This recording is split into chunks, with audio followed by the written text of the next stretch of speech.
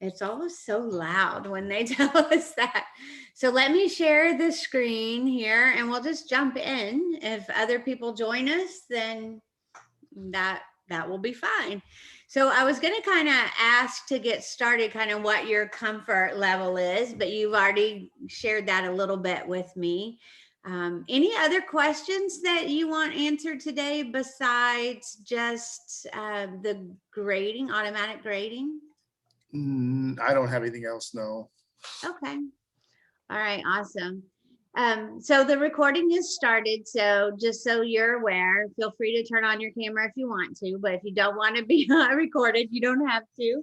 And your audio is also being recorded. So most people don't have a problem with that, but you can always use the chat too if you need.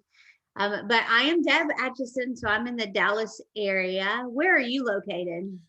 Floresville, I'm about 25 miles south of San Antonio. Oh, okay. My sister lives really small place outside of San Antonio, St. Hedwig. Okay. So I've kind of been in that area recently, but welcome, welcome. So my email is here. If you have questions after this training, feel free just to email me. I'll be happy to answer them for you as well. And then I have all of our Dell Technology and Advanced Learning Partnership information on this slide. So if you are on Twitter and you want to tweet out, these are the hashtags that they use there. So it's definitely seems like it's going to be very personalized. Well, here we go. We got a couple other folks joining us, but what I want to do is just make this a time where we can answer all your questions. I do have a lot of things prepared. Welcome, Angela. We are just getting started. So let me drop this link into the chat and then you guys can just click on it. And that will be the link to the slideshow, or it's also, let me pull that up here, this tiny link up here, if you can access tiny links, tiny.cc, capital TXDLN forms. And I think I might have these letters in the wrong order for this, but that is the short link or the link that's in the chat. So Angela, if you don't mind either letting us know in the chat or unmuting, what is your comfort level with forms on a scale of 0 to 5? Well, I don't want to say 5 because I don't want to proclaim expert level, but I'll say 4. I'm really comfortable. I use them all the time, but I'm looking forward to learning some new tips and tricks. All right, perfect. Well, hopefully then we'll be able to teach you a little bit something new here. That's my goal. I do want to answer any questions that you have because this was kind of a let's review forms and let's go next steps. I know that Rob was asking some questions about grading. So I thought we would take a look at that. And then we could jump into choose your own adventure type of quizzes, which are a little more advanced. Have you done any of those quizzes, Angela? Are those types? All right. So good. Well, this resource that I shared with you, the slide deck I put in the chat, will have everything I'm showing you. It will have all the links and the resources along with my email address here. So if you have questions afterwards, just feel free to email me. And so let's go ahead and just jump right in. So you may want to, and I didn't mean to click on that, you may want to split your screen or drag my little Zoom window over off to the side so you can practice as we're going through this. If you're not on 2 separate devices, feel free to jump on the Zoom with your phone as well if you want to watch on your phone and practice on your computer. So that you can have a little hands-on practice. So the initial plan was to kind of review the basics and we will talk about quizzes since that's, Rob, what your questions were around. And then as we have time, we'll jump into a few more advanced things. If we don't get to everything, it's all in this presentation. So feel free to click on any of the links and use anything that you want out of the presentation. So this forms cheat sheet, if you were to click on that, that just takes you to Google's Workspace Learning Center that gives you all of the basics of the forms. Now, I've put a lot of that in our presentation, but it's always a good idea to be able to come back and look and see if maybe we didn't talk about a couple of things. You've got this cheat sheet to refer back to. So that's an option for you there. And then I'm going to go ahead and just click on this forms icon here. You don't have to open it up, but I want you to see a sample form with various types of questions. So when you create a form, you can ask short answer questions. So it can be things like your name, your email. You can answer paragraph type answers where they could do essay questions if you wanted, or they can do an explanation. You also have multiple choice. And when you choose a multiple choice question, it will only allow you to choose one answer.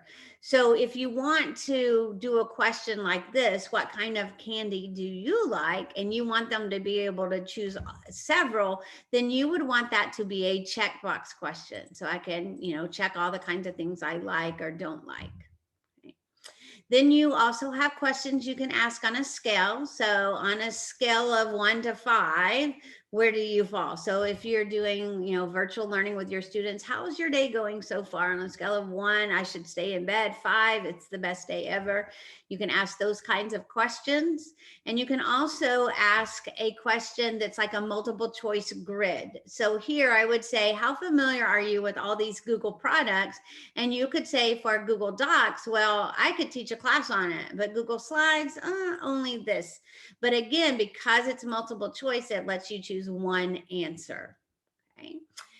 You can also do multiple, similar to multiple choice, but where you can choose more than one answer on a row would be a checkbox grid, kind of like that checkbox question. So this was an old form back when we were shelter in place, right? So your kids, maybe they sleep in daily, maybe you sleep in daily, or who gets their work done before play? Maybe you do, but your kids do not. Maybe the other adults in your house do.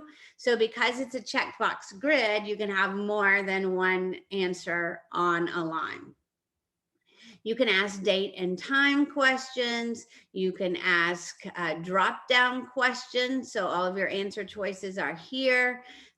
You can put in videos. And I just love this video because it's funny. Angela, you're kind of smiling. Have you seen this one before? No? Okay, well, I have to play it. Emma. Can you guys hear the audio? Okay. Emma. Emma. Emma.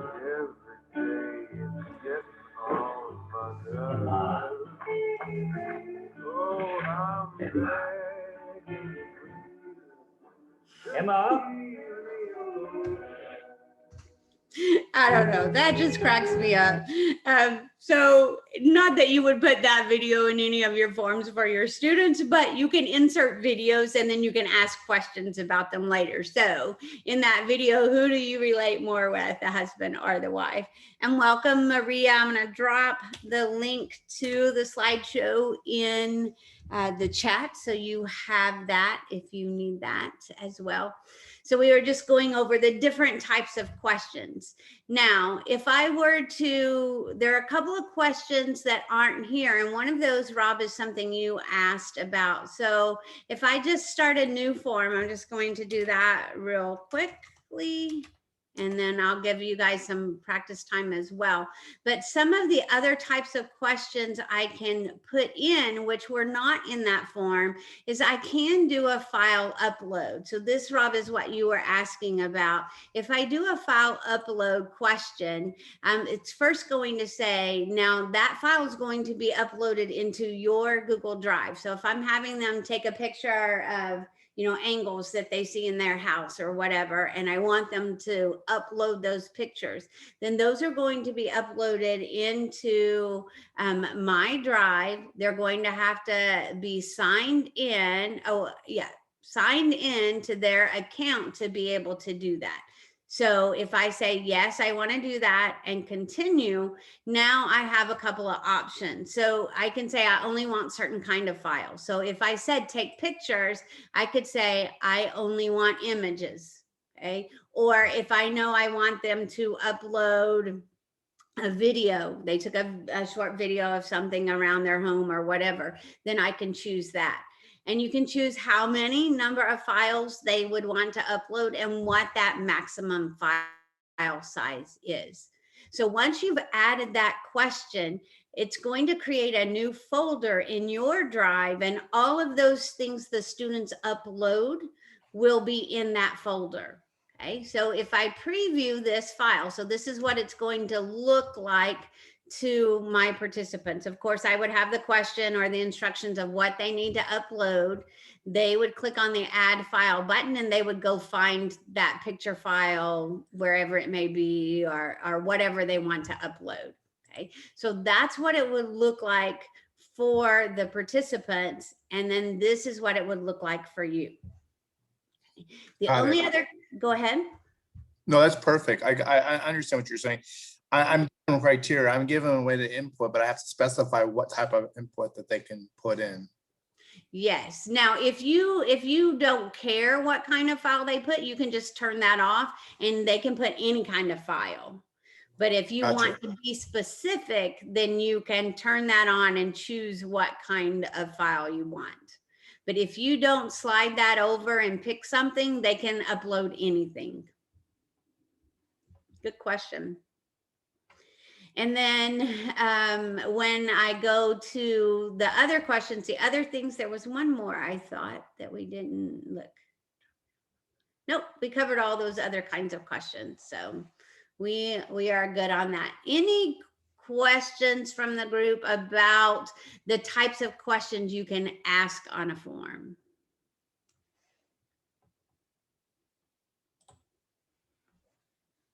All right, so we're going to keep going then. So I put in here for you just some resources and screenshots of just getting started. And since it seems like we at least have the basics down, we're going to just keep on going, if that's all right with you. Now, when you are in your Google Drive, of course, you can click on the new button and go to Google Forms and start a new form that way.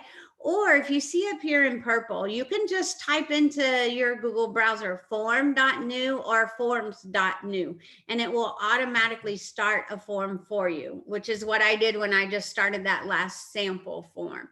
Now, the only problem with doing that, it's a quick way to just start a form, but it just puts it in your drive. It doesn't put it in any of your folders that you've organized. So if you have a folder for math class and science class and you're working on a math form, then you would want to put that obviously in the math folder. So you could always move it or drag it over, but just by starting form.new or forms plural.new, it will just stick it in your drive and then you can organize it later. Okay. Whoops, I went the wrong way. I did put some resources there on that slide for you. And then the next few slides are just the very basics, which you guys seem to have down. So you'll put in your question, you'll choose the type, you'll choose if it's required or not, and then you'll just keep adding questions to create that form. So I've put in this kind of busy slide here, but just to tell you what all of those buttons do.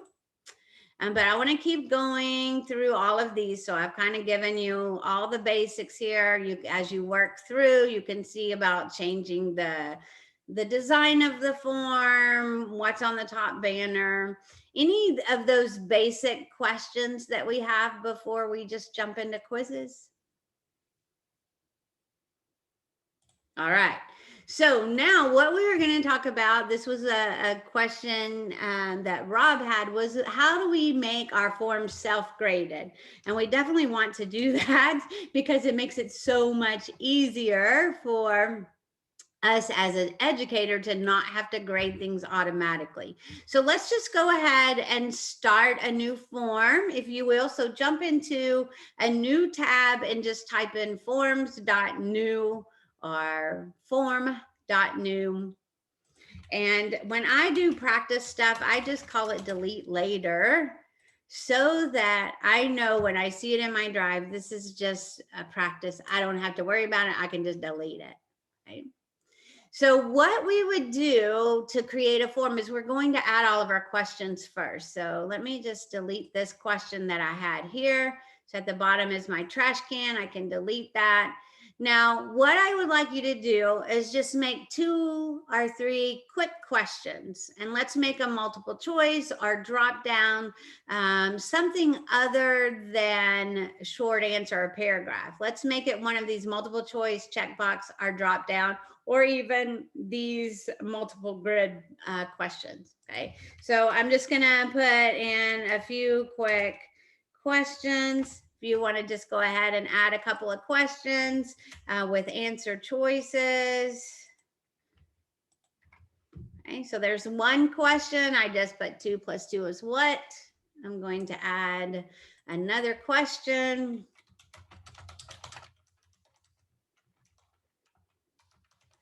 And I'm going to just leave all of mine multiple choice. You can put whatever you would like.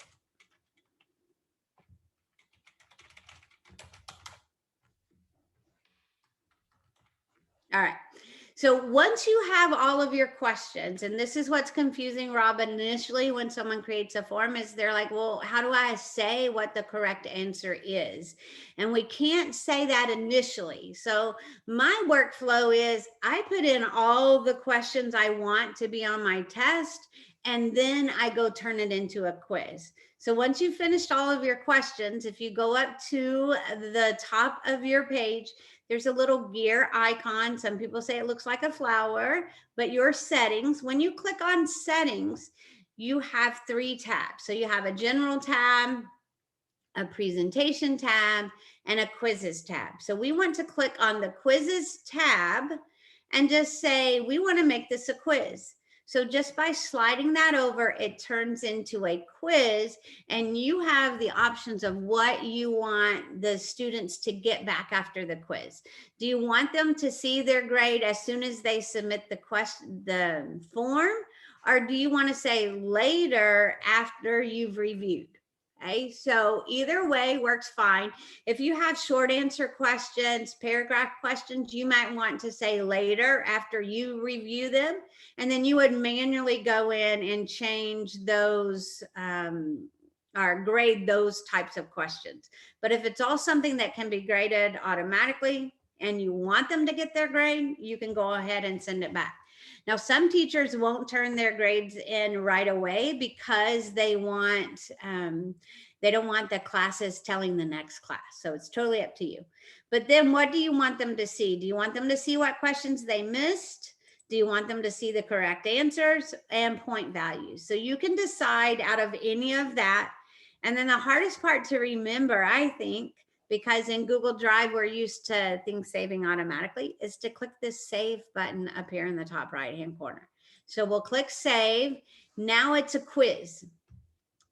But now notice if I click on a question now, so we'll turn it into a quiz. We go back to the question. I have an answer key at the bottom. So I want to click on my answer key and choose the correct answer. Okay, so I choose the correct answer. I say how many points this is worth. So you can type in however many points. You've got 10 questions. Maybe they're all worth 10 points each. And then to take this a little further, you can add answer feedback. So when you click on answer feedback, it's going to say, if I have an incorrect answer, what do you want them to see? Maybe you want to see, watch this video to learn how to do this, or you need to study more, or oops, try again, or whatever you want to say. And then if it's the correct answer, you can put in whatever you want. Yeah, you got it. Wonderful. Okay. Now on incorrect answers are actually either answer choice. You have the ability at the bottom to put in a link or to put in a video. So if they get it wrong, maybe you want to put in a link to a video so they can go back and watch you teaching that concept. Okay. But either way, you can put that. You do not have to put that, but you do make sure you save. Then you would go to your next questions. You would do the same thing. We would go to answer key, choose the correct answer, choose how many points we want to give, add any feedback, and say done. Okay.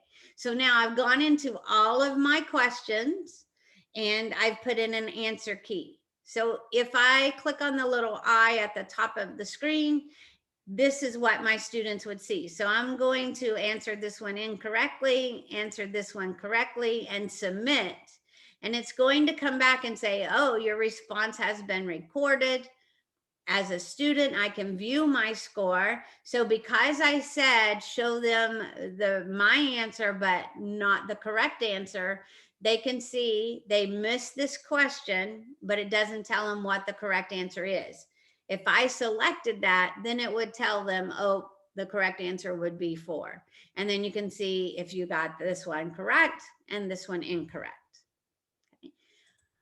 All right, so what do you think, Rob? Any questions on how? No, that's pretty straightforward. It makes sense. Thank you. You're welcome. So it is pretty easy. At first, it seems like a lot of steps. And the thing that throws people off is you don't put that answer in until you've turned it to a quiz. I do have one question. Is it a way to send it to a Google sheet for like grades for all the students? Yes, that's a great question. So if we scroll back to the top of our form, you see 2 tabs. The first tab are the questions. The second tab are all the answers students did. So you can scroll down here and you can see graphs and charts, and I can see everybody who answered this. But what you're asking for is at the very top of that, there's this small icon that looks like a Google spreadsheet. And when we click on create spreadsheet, it's going to ask you, do you want a new one or an existing one? I always say new spreadsheet, and it takes the name of whatever my spreadsheet was. Okay? And then when I click create, it makes that spreadsheet and it puts in all of the questions and all of the answers. So I can see here, this is the timestamp when that person answered it. This is their score. So each question was worth 10 points. So a total of 20. I got 1 correct. So my grade is 10 out of 20. Okay. And so the next time someone else answers, this sheet is populated automatically. So let me go back, answer it again. I'm just going to choose correct answers this time. All right, I could view the score as the person if I wanted to, but then now when I look at my spreadsheet, student number 2 has already populated their answers in here. Okay, so for me, I like using the spreadsheet because I like seeing everything at one time. Some people like to go into the form itself and just view the answers here that people chose. For me, I got to see it all spelled out, especially if I'm taking grades on this. So I can say, oh, well, that's a 100, that's a 50. I can put it right away in my grade book. Really good question. All right, any other questions about how we would create the form or what we see in the form, how to get the answers, how to share that with students, anything along those lines?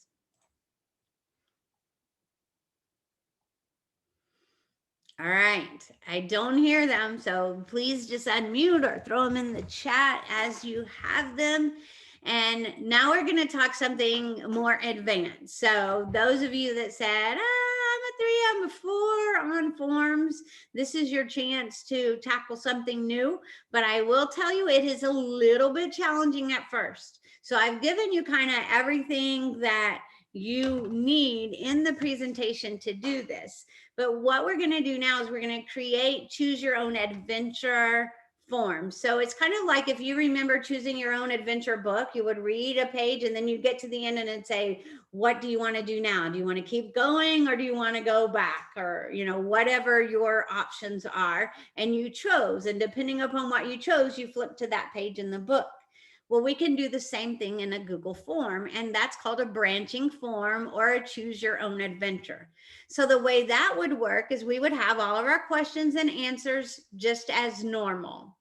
And then, whoops, if we got the wrong answer, instead of going on to the next question, I would have to review that concept before I could move on. Okay, so you can see how we can skip all around. So let's say I answered question 1 wrong, then I'm going to have to review that skill. But if I answered it correctly, I get to go on to the next question. Okay, so that's kind of what this looks like. I think it will make more sense if you see one for real. So I'm going to copy this link and I'm going to paste it in the chat. And if you guys just click on that link that's in the chat, or if you're in our slideshow, you can just click on our sample. It will take you to a sample I created in this style for coronavirus style. Okay, it's our choose our own adventure coronavirus style. So the first question is here: a strange virus has invaded our state. People are freaking out all around you. Their anxiety is making you nervous too. So how do you handle the anxiety? So you choose which one of these you want to do. Did you run to the store and buy up all the toilet paper and hand sanitizer you could find? Or did you go out to eat at your favorite restaurant for one last meal since you're afraid the restaurants are going to start limiting their service? So students would pick whichever option they want and then go on to the next question. Okay, so I picked I'm going to go to the restaurant. Well, I get to the restaurant. That was really yummy. Now I'm going to go home and take a nap with a full tummy. What happens next? Did I forget my leftovers on the table, or I got home with my leftovers, put them in the fridge, everything is good? So you would choose which one of these options you wanted and then click on next, and it's going to take you to the next page of that. So I chose I forgot my leftovers because that's what I tend to do in restaurants. And so then it ends with, oh man, hopefully the staff enjoys my leftovers, but they probably just throw them away. After all, I could have the virus. So once we get to the very end, then we can submit our options. Or if I want to see how the other part of the story ended, I can just go back and choose a different option, okay, and see how it ends then. So that is a choose your own adventure. We have the ability to go back, select different answers. But depending upon what we select, we go to different parts of the story. So let me show you, I have a couple of other ones. Let me find them here. So this was just a short, simple one a teacher made in one of my workshops on Voyage to the New Land. So there's a new colony in the world. Where our expedition be headed? So we're going to Virginia, or we're going to the Bay of Plymouth. So we would choose our answer, go to the next question. Virginia is an excellent place to go. When is our expedition departing? Well, maybe I want to depart in late March. That seems wise. So if I say next, then it tells me, oh no, you're leaving in March. You're going to arrive in late autumn. There's no time to harvest, blah, blah, blah. Okay. If I went back and I chose, I'm going to go in October, then I see, oh, you left just in time. Okay. So these can be however you want them to be. All right, let me show you one more. It's a really, really complicated one. If I say next, I put in my name. This is a math one, and this is my nephew's teacher. When I was helping him with homework, I'm like, I love your branching form. Can you please share it with me? So she did. So first she's asking them, what's the formula I use to find the surface area of a rectangular prism? And she's got 4 options. If I choose the wrong option and say next, then she reviews that formula for me. Okay. If I were, and she gives me some charts and everything else. So then now I can look at her review and I can say, all right, what is the correct answer? I can find my correct answer, and then it allows me to go to the next question. Let me show you what this looks like, her form looks like in edit mode. Okay, so you were just looking at what it looked like as a student taking it. But if we look at this, she has put in a ton of work on this because there are 63 different sections. So here's section 1 on prisms. Here's the question. And then if they get it right, or if they get it wrong, they have to revisit it. If they get it right, they get to go on to the next question. So This is a lot of work. This is probably a really advanced one. So we're going to start with our sample, that coronavirus one. Okay, so that made sense when we were looking at it. Now, if I go into edit mode, you guys can't edit it because you don't have editing rights. But if I go into edit mode, this is what it looks like. So we have sections of a choose your own adventure form. So here's section 1. Here's my title. The virus has come in. And then I have section 2. What are my options there? Section 3, what are my options? Section 4, etc. So when I get to the top, here's where our introduction was. You know, the virus has invaded our state. How do we handle this? And then I put my 2 options. We run to the store or we go to the restaurant. Now, once you've made those questions, you have to tell the form where to go when they choose that answer. So it's kind of like when we were in the quiz, we chose the correct answer. Well, now I have to say, if they choose run to the store, I want it to go to section 2. But if they choose, I want to go to my favorite restaurant, then I want to go to section 3. Okay. So it's a little bit hard to wrap your mind around initially, but what I did in our slideshow is I gave you, those are the samples. I gave you a plan sheet. So if you're in our slideshow, you can click on plan sheet. If not, let me copy that link, paste it in the chat. Okay. So this is my plan sheet. So for me, I planned out my whole story before I ever even started making the form. Okay. So I printed out my sheet because it makes it easier for me to look at my sheet. We can also open that plan sheet in a Google Doc. Okay. So this is my plan. Let me make it a little bit smaller where you can see. So we're going to actually create this same choose your own adventure. Okay. So this is our plan sheet. If you open that plan sheet up, then you can just copy and paste everything. Okay. So I've kind of given you the steps and I'm going to walk you through it. Okay. So let me come back to that. So the first thing we do is we open our plan sheet. So if you clicked on that plan sheet or the link in the chart, it will open in a Google Doc. Okay. Now we're going to create a new form and we're going to title the form. Okay, so let me get out of here. I'm going to do form.new to quickly create my new form. Let's give it a title. So we're going to call it Choose Your Own Adventure. And you can call it coronavirus style. I'm going to call mine delete later since I know it's just practice. So I type in my title. I'm going to click up here in the top left-hand corner where it says Untitled Form to put my title. And then now, and let me go back to where mine is here so you can see what it looks like. I just put my title, Choose Your Own Adventure. Okay, so that's what we're doing there.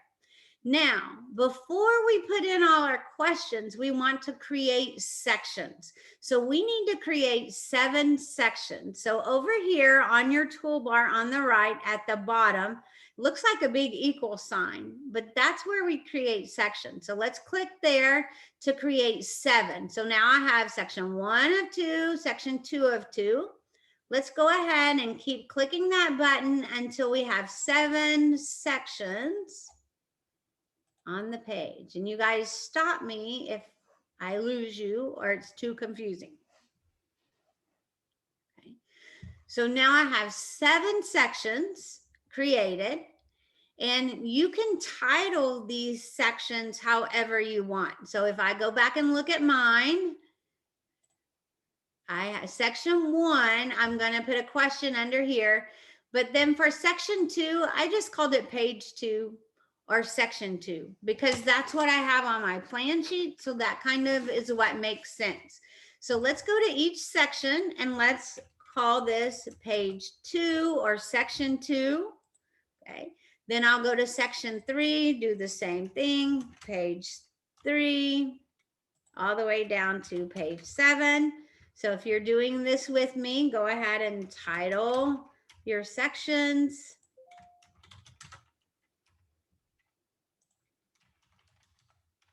Okay, so that makes sense. That goes along with everything that's on my plan sheet. All right, so now we've created our sections. Now we have to do is take what's on our plan sheet and copy and paste it into the correct space. So on my plan sheet here, this is my first question. So I'm going to copy that whole thing about the virus. And that's, I'm under section 1. I'm going to add a question, put my intro to the story, and then I'm going to put as my answer choices these 2 things here. So I'm going to buy up all the toilet paper is my one option. So I'm going to copy that, paste it to my first answer choice. So this is our introduction, but that's where you would normally put your question. This is my first answer. I'm going to go back to my plan sheet. I'm going to copy that and put that as my second answer. So I want to give you a second or two to get yours to look like my screen if you're going along with me. Okay, so we have our title. We added a question. We made it multiple choice. And we have, here's our virus introduction, and here's our 2 questions. Okay. Now, if I were finishing this, if I were completing this, I would go ahead and go to page 2 and put my questions from my plan sheet. So I would go to page 2. Here's my introduction. Here's my 2 answer choices. I would go to page 3. I would put my question and my 2 answer choices. Okay. But we don't have a lot of time, so I want to skip that part and show you how we make this actually interactive, if that works with you. Okay, so first I would put in all my answer choices. So I would do the same thing as I did here, an intro and the 2 options. Okay, and once you get all that done, then we have to come back and we say, if they click on I'm running to the store to buy toilet paper, where does that go? So the way we find that is if you look under these 3 dots in the bottom right-hand corner, there are a couple of different things. Well, that's the wrong thing. Hold on. Yep, sorry, I was looking for something different. I was in the right place. So 3 dots, I apologize. Then we're going to click on go to section based on answer. Okay. So now it changes what this question looks like. It says, I run to the store and buy toilet paper. Where do I want it to go? I don't want it to go to the next section, because if we look in our planning sheet, if I go back to our planning sheet here, it says they run to the store and buy up all the toilet paper. I want to link that to page 2. Okay, so page 2, if I go to this, I'm going to say, all right, toilet paper goes to page 2. Okay. On our planning sheet, if they go out to the restaurant, then we're going to link that to page 3. So now I go to my favorite restaurant. I click continue to next section and I choose page 3. So each of your questions are going to look something similar to this, right? Introduction, 2 options. Then we go to our 3 dots. We make sure we select go to section based on answer, and then we choose where we want each answer choice to go. And if you had 4 answer choices, you would have to choose for each one. Okay. So let me show you mine, okay, just as a finished product. So this is what we did. We did the title. We said where we wanted these to go. Okay. Now, after section 1, I want to go on to the next section of my story. So I'm going to continue on to the next section. Here's my page 2. Page 2 linked me to the toilet paper section. So every store stores out of toilet paper, or I found it. So once they choose this, if they choose the top answer, they go to section 4. If they choose this, it will go to section 5. And then as I continue, whoops, We're just going to dismiss that there. As I continue down, the same thing. Page 3, based upon my plan. Page 4, 4, 5, 6, and 7. If we look at the plan, is really the end. So if they chose every story was out of toilet paper, then their end to the story is your family is disappointed. They've got to go search through the cabinets. Okay. If they chose they found toilet paper, everything's good, then the end to their story is their family's happy. Now they're prepared. Same thing here. If I left my leftovers, here's my answer choice. If I took my leftovers home, then all is good. I'm ready to binge Netflix. So those last 4 sections only have the end of the story. So if I look back, page 4 is one end, page 5 is one end, so is 6 and 7. And then once they get to the end of their story, then all they would do would be submit that form. That was super fast and kind of scary. Normally I take a whole hour to do this whole thing. So hopefully you did this piece with me and it makes a little bit sense. So I'm just going to preview what we did. So if I preview it, clicking on the eye, this is what it looks like. Here's the virus. If I go to the store to buy toilet paper and say next, it's going to go to page 2. And I didn't finish answering out all my questions, but I can check it to see if I'm right. And if I go to my restaurant and I click next, it should go to page 3. So we know it's going into the right places. Whew. What do you think about that? Seeing some head shaking. It's a lot. It's a lot. I get it. I get it. It makes sense now that you showed it. All right, good. Yay, I'm glad. Now, if you want, I can give you editing rights to my sample if you want to be able to edit it, or my choose your own adventure. If you want to have editing rights to this one, just so you can see what it looks like on the background, I can do that. Does anybody want that, or do you think you're okay with just the planning sheet? You're good? Okay. All right. Whew. That was a lot. So let me take you back to our presentation, and then I'll send you the evaluation link, so or your attendance link. So I put on slide 30 all of the steps. So we create the form, we title it, we create the sections, then we copy and paste our questions and answers for each section. Then we go to our 3 dots. We choose go to based on answer, and we choose where each one goes. Okay. Now on the next slide, I've given you some templates. So Sylvia Duckworth, who's really big into sketchnoting, you may know her name, has a great choose your own adventure template outline. I think the one I shared with you, I used from this abbreviated template. And then there's some other planning guides that may help you. And then for those of you that are a little more advanced and want something different, the next few slides talk about response validation, which means they have to answer the question a certain way. So if you want an email address, you can say it has to be formatted like an email address.